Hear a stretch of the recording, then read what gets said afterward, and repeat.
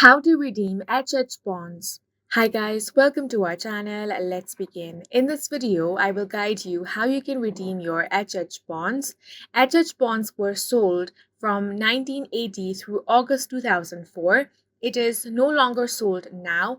However, you may have one that is still paying interest. If that is the case, then you can very easily redeem it from Treasury Direct.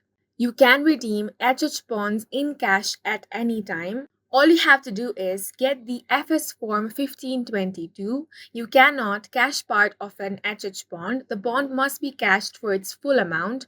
You must have a bank account where they can send the money. Treasury Direct only does direct deposit. If you are not listed as the owner or co-owner of the bond, you must include legal evidence or other documentation to show that you are entitled to cash the bond.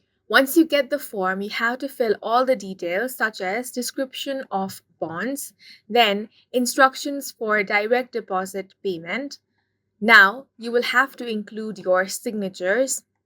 Make sure that you include all the important details on the form. There are additional instructions on the form itself.